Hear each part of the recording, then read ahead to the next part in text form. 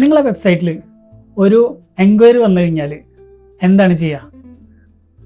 Late ആയിട്ടുള്ളൊരു reply ആണ് നമ്മൾ ലീഡ്സിന് കൊടുക്കാൻ ശ്രമിക്കുന്നുണ്ടെങ്കിൽ നമുക്ക് ആ ലീഡ് ഓൾറെഡി നഷ്ടപ്പെട്ടിട്ടുണ്ടാവും.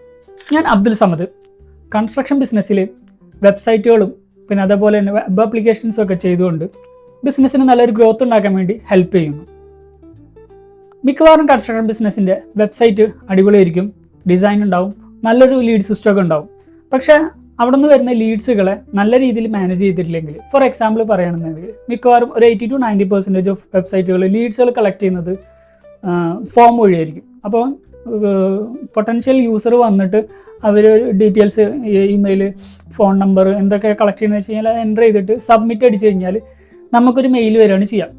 അപ്പോൾ ഇതിൽ വിഷയം എന്താ വെച്ചാൽ നമ്മൾ മെയിൽ ചെക്ക് ചെയ്യാൻ മറക്കുകയോ അത് വിട്ടുപോവുകയോ അല്ലെങ്കിൽ പിറ്റേ ദിവസം നോക്കുക എന്നൊക്കെ കഴിഞ്ഞ് കഴിഞ്ഞാൽ ആ ലീഡ് നഷ്ടമാവും.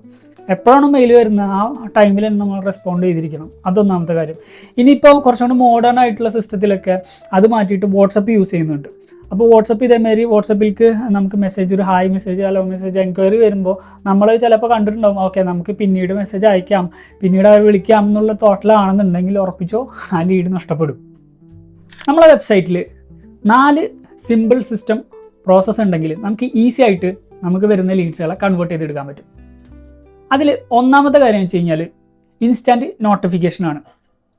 അവർ ലീഡ്സ് നമുക്ക് മെസ്സേജ് അയച്ചു കഴിഞ്ഞാൽ നമുക്ക് ഒന്നെങ്കിൽ ഇമെയിലിൽ നോട്ടിഫിക്കേഷൻ കിട്ടും, അല്ലെങ്കിൽ വാട്സപ്പിൽ മെസ്സേജ് കിട്ടും. ഈ 2 ത്രൂ ആണ് നമുക്ക് മിക്കവാറും ഒരു 90% നമുക്ക് വരുന്ന ലീഡ്സുകൾ. അത് കിട്ടിക്കഴിഞ്ഞ് കഴിഞ്ഞാൽ നെക്സ്റ്റ് സ്റ്റെപ്പ്, രണ്ടാമത്തെ സ്റ്റെപ്പ് എന്ന് പറഞ്ഞു കഴിഞ്ഞാൽ ക്വിക്ക് റെസ്പോൺസ് ആണ്.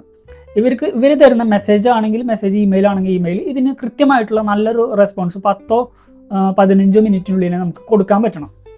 ഓക്കെ, മാക്സിമം 5 എന്നൊക്കെ ഉള്ളത് നമ്മൾ ഒരു മിനിമം ടൈം വെച്ചിട്ട് മാക്സിമം ഒരു 15 ഇങ്ങനത്തെ ഒരു റേഞ്ചിൽ നമുക്ക് നിർബന്ധമായിട്ടും കൊടുക്കാൻ സാധിക്കണം. ഇതിന് മേലെ എന്ത് ചെയ്യാൻ പാടില്ല, വിട്ടുപോകാതിരിക്കാൻ വേണ്ടി പ്രത്യേകം ശ്രദ്ധിക്കേണ്ട കാര്യമാണ്. പിന്നെ മൂന്നാമത്തെ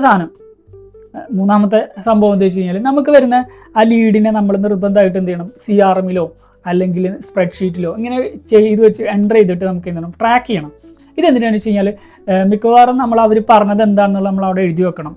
പിന്നെ അവരെ സ്റ്റാറ്റസ്, അവർ ചിലപ്പോൾ ഇപ്പോൾ വെബ്സൈറ്റ് വേണം, അല്ലെങ്കിൽ പിന്നീട് വെബ്സൈറ്റ് വേണം, അല്ലെങ്കിൽ പിന്നീട് മതി കൺസ്ട്രക്ഷൻ്റെ ഡീറ്റെയിൽസ്, അല്ലെങ്കിൽ പിന്നീടാണ് ഹോം നോക്കുന്നത്, ഇങ്ങനെ പല രീതിയിൽ കമൻസുകൾ പറയാറുണ്ട്. അത് കൃത്യമായിട്ട് നമ്മൾ നോട്ട് ചെയ്ത് വെക്കണം. ഇതേ സ്റ്റോറിയിലിരിക്കണം നമ്മൾ നെക്സ്റ്റ് സംസാരിക്കുമ്പോൾ നമ്മൾ പറയേണ്ടത്.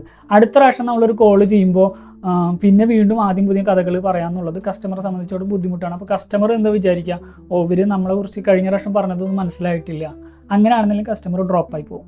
അപ്പോൾ അതില്ലാതിരിക്കാൻ വേണ്ടിയിട്ട് കൃത്യമായിട്ട് ഒരു CRM-ഓ എക്സലോ ഷീറ്റോ പെൻസിലോ എന്താണെങ്കിലും ഏറ്റവും കൂടുതൽ സജസ്റ്റീവ് ആയിട്ടുള്ള സിസ്റ്റമാണ് സോഫ്റ്റ്വെയർ സിസ്റ്റം. ബിക്കോസ് പെൻസിലൊക്കെ ആകുമ്പോൾ മിക്കവാറും നമ്മളെ കയ്യിൽ നിന്ന് പോകാറുണ്ട്. അപ്പോൾ അങ്ങനെ പോകാതിരിക്കാൻ വേണ്ടി കൃത്യമായിട്ട് ഡാറ്റ എൻ്റർ ചെയ്യുക, അത് അവർ പറഞ്ഞ കാര്യങ്ങൾ കൃത്യമായിട്ട് മാനേജ് ചെയ്യുക. ഇനി നെക്സ്റ്റ് ഒരു മീറ്റിംഗ് ഒക്കെ അറേഞ്ച് ചെയ്തിട്ടുണ്ടാവും, അതൊക്കെ അവിടെ നോട്ട് ചെയ്ത് വെക്കുക. അപ്പോൾ വലിയ സിസ്റ്റം CRM-കളൊക്കെ ഉള്ള സിസ്റ്റത്തിലേക്ക് അത് ഓൾറെഡി ഉണ്ടാവും. ഇല്ലാത്ത സിസ്റ്റത്തിന് എക്സലോ സ്പ്രെഡ്ഷീറ്റോ ഒക്കെ യൂസ് ചെയ്യുന്നവരോടാണ് ഈ പറയുന്നത്. പിന്നെ അടുത്ത് വരുന്ന 4ാമത്തെ പ്രോസസ്സ് എന്ന് പറഞ്ഞു കഴിഞ്ഞാൽ, ഇത്ര ആയി കഴിഞ്ഞാൽ ലീഡ്സ് നമ്മൾ വന്നു, കാര്യങ്ങളൊക്കെ നമ്മൾ എൻ്റർ ഡീറ്റെയിൽസ് ഒക്കെ വന്നു കഴിഞ്ഞ് കഴിഞ്ഞാൽ ഇനി ചെയ്യേണ്ട പ്രോസസ്സ് നമ്മൾ ഒരു പീരിയോഡ് ടൈമിൻ്റെ ഉള്ളിൽ നമ്മൾ അവരെ ഫോളോ അപ്പ് ചെയ്യാം.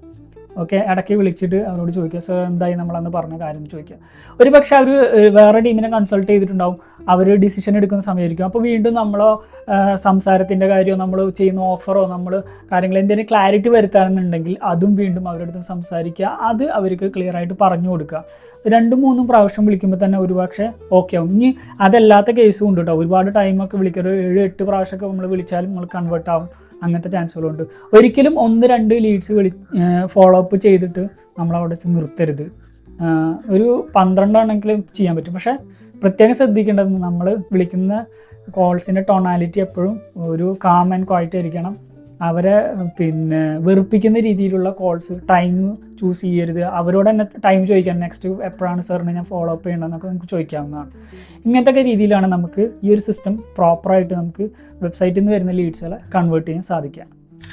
ഇനി നേരത്തെ പറഞ്ഞതുപോലെ ഈ സിസ്റ്റങ്ങൾ യൂസ് ചെയ്യുകയാണെന്നുണ്ടെങ്കിൽ 4 പ്രോസസ്സുകളെ കുറിച്ച് പറഞ്ഞല്ലോ, അത് യൂസ് ചെയ്യുകയാണെന്നുണ്ടെങ്കിൽ എന്തൊക്കെ മെച്ചങ്ങളാണ് ഉണ്ടാകുന്നത്. അതായത് വരുന്ന ലീഡ്സിന് കൃത്യമായിട്ട് ക്വിക്കായിട്ട് റെസ്പോൺസ് നമുക്ക് കൊടുക്കാൻ പറ്റും. രണ്ടാമത്തെ കേസ് എന്ന് പറഞ്ഞു കഴിഞ്ഞാൽ നമുക്കതിനെ നല്ല രീതിയിൽ ഓർഗനൈസ് ചെയ്യാൻ പറ്റും. നമ്മൾ CRM-ഓ അല്ലെങ്കിൽ എക്സലോ സ്പ്രെഡ്ഷീറ്റോ ഏതാണ് യൂസ് ചെയ്യുന്നത് നല്ല വൃത്തിയിൽ നമുക്ക് തന്നെ ഓർഗനൈസ് ചെയ്യാൻ പറ്റും. അതുകൊണ്ട് തന്നെ മൂന്നാമത്തെ കാര്യം എന്ന് വെച്ച് കഴിഞ്ഞാൽ നമുക്ക് അവർക്ക് കൃത്യമായിട്ട് ഫോളോ അപ്പുകളും പിന്നെ ഫോളോ അപ്പ് സീക്വൻസ് മെസ്സേജുകളൊക്കെ അയച്ച് കൃത്യമായിട്ട് നർച്ചർ ചെയ്യാൻ സാധിക്കും. ഓക്കെ, ഇനി അതില്ലെങ്കിലത്തെ പ്രശ്നം എന്ന് വെച്ച് കഴിഞ്ഞാൽ ലീഡ് വരുന്നു, ചിലപ്പോൾ നമ്മൾ കാണും, ചിലപ്പോൾ നമ്മൾ കാണില്ല, റെസ്പോൺസ് ലേറ്റായിട്ട് കൊടുക്കും.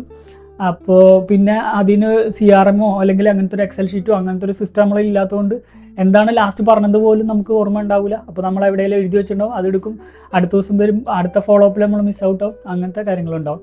അപ്പോൾ അൺഓർഗനൈസ്ഡ് ആയിട്ട് സിസ്റ്റം ഉണ്ടാവുള്ളൂ.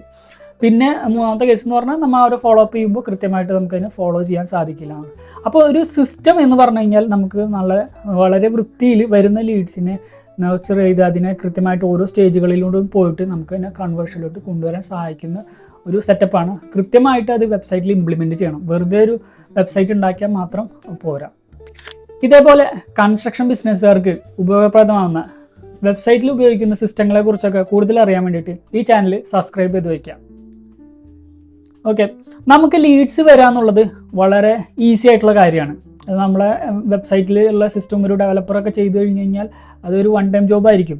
അത് കഴിഞ്ഞ് കഴിഞ്ഞാൽ അതിൻ്റെ ഡീറ്റെയിൽസ് കാര്യങ്ങളൊക്കെ കണ്ടിട്ട് ലീഡ്സുകൾ വരാൻ തുടങ്ങി കഴിഞ്ഞ് കഴിഞ്ഞാൽ അതിനെ മാനേജ് ചെയ്യാന്നുള്ളത് കുറച്ച് ടഫാണ്. അതൊരു നല്ല സിസ്റ്റം ഇല്ല, അത് നടക്കില്ല. സിസ്റ്റം ഇല്ലാത്ത രീതിയിലാണ് നമ്മൾ പോകുന്നുണ്ടെങ്കിൽ നമുക്ക് കൃത്യമായിട്ട് തന്നെ ആ ഒരു ലീഡ്സുകളെ മാനേജ് ചെയ്യാൻ സാധിക്കില്ല. അപ്പോൾ നമുക്ക് ലീഡ്സ് വരുന്നില്ല എന്നുള്ള പ്രശ്നത്തിലേക്ക് നമ്മൾ എത്തിപ്പെടും. അപ്പോൾ അതുവഴി നമ്മളെ ബിസിനസ്സിന് ഡൗൺ ആവുകയും പിന്നെ നേരത്തെ പറഞ്ഞ മാതിരി വെബ്സൈറ്റിൽ ഇൻവെസ്റ്റ് ചെയ്തൊരു ROI റിട്ടേൺ നമുക്ക് കിട്ടാതെ വരികയും ചെയ്യും. അപ്പോൾ ഇങ്ങനത്തെ കാര്യങ്ങളൊക്കെ നിങ്ങളുടെ വെബ്സൈറ്റിൽ ഉണ്ടോ എന്ന് ചെക്ക് ചെയ്യുക. ഇല്ലെങ്കിൽ നിങ്ങളുടെ ഡെവലപ്പറെ കൺസൾട്ട് ചെയ്തിട്ട് അത് ഇംപ്ലിമെൻറ്റ് ചെയ്യാൻ വേണ്ടിയിട്ട് ശ്രമിക്കുക.